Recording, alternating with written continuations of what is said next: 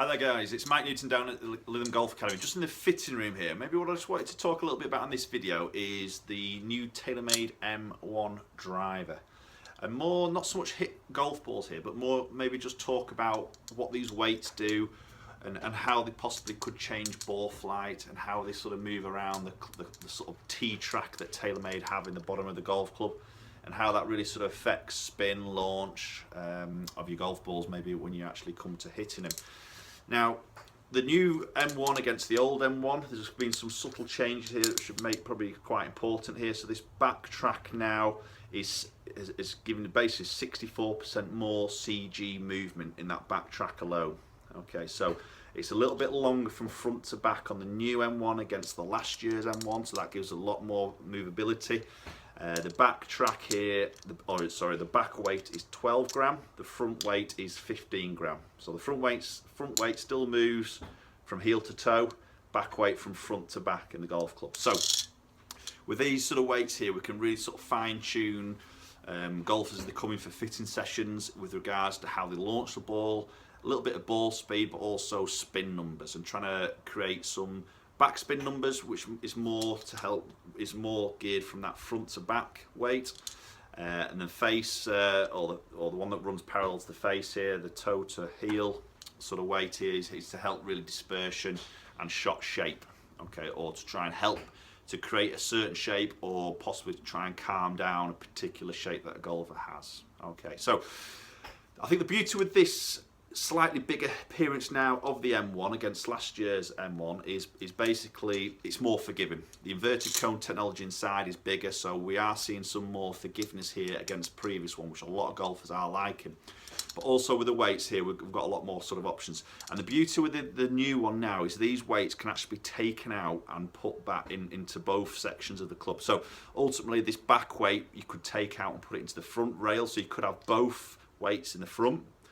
At the same time, you could take the front one out and put it in the back, so you could have both weights at the back. So it just opens up a lot more options now in the new M1 against last year's M1. So we can really give some fine detail of spin numbers with golfers as they come in for fitting sessions.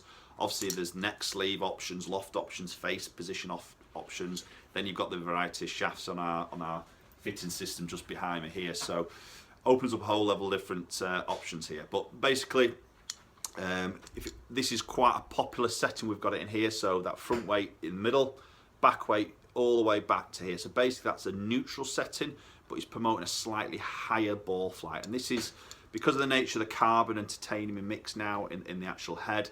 This is producing some low spin numbers. So this setting here is what I would class as the most forgiving setting that the club's in. So ultimately, if you're missing the middle of the golf club with this CG pulled further back from the club face, helps to reduce any form of twisting or MOI actually impact. So helps on a little bit forgiveness when you're missing the middle. If you're wanting, for the guys who want to maybe lower spin and get a little bit more ball speed, then what we'd do is we'd move this this back weight all the way to the front like that, okay, which makes it a little bit more powerful on the central hit. But if you do miss middle, you might create a little bit more twisting. So ultimately, it's not quite as forgiving setting. So this is maybe more for the guys who really collect the strikes quite central here, who are wanting to drop a little bit of launch and a little bit of backspin off here to really maximize their numbers. Okay. As I say, I believe, I'm not sure whether this has changed now, but I believe Justin Rose has actually got both weights right at the back of the head. I was told by a good source from TaylorMade. He might have changed that now, I don't know, but two weights right at the back, which is quite interesting because ultimately that is making it even more forgiving. Okay, now you think guys like Justin Rose, you wouldn't need that forgiveness, but possibly those guys do miss a little bit middle. But what he's trying to do here is get this launch up and just get that ball flying, because he'll control his backspin number maybe with a shaft in there. Obviously his strikes would help to really control that backspin number. So by moving more weights up here, he can pop that launch up, keep the spin low, and that is really maximising carry distance, which maybe play more in the sunnier climates, a little bit different around down the Lytham coast here, but maybe in different sunnier climates, that carry is a really good option. Okay, but then again, You know, he may come and play a link style course like we get around this sort of area, and he might be moving that weight back in the front, possibly this one back forward, and that'll just drop the launch a little bit for slightly more penetrating ball flight. Okay, so can you probably see here, guys, there's a lot of options. What also that I personally do a little bit with fittings on the M1 is I sometimes try and match this front weight that goes heel to toe a little bit more to a strike pattern. Now, some golfers consistently hit the ball maybe slightly toe side or slightly heel side. Okay, so what sometimes I do to help to meet the CG of the head to the golf ball is just move this front weight to match where they're striking it on the actual club face, and that helps just keep ball speed up. Obviously, if somebody hits a toe, next one's a heel, next one's middle, obviously mixing it up a little bit, then that isn't really going to work too well. You probably want to keep it more central, but for the guys who possibly just consistently hit it a little bit heel, we can track that on HMT on our launch mode to strike position. Then we can just move that weight slightly to meet the strike, which helps with a bit of stability, keep up ball speed, and keep hitting target as best they can from that sort of position. Okay, a little bit of a different video there. I just wanted to maybe explain, because there is a lot of settings on these modern drivers now. Again, it always highlights the process. You've got to come and get fit in a facility like this with launch monitors. We can track strike, we can track spin numbers, you can physically see the ball flight down the range.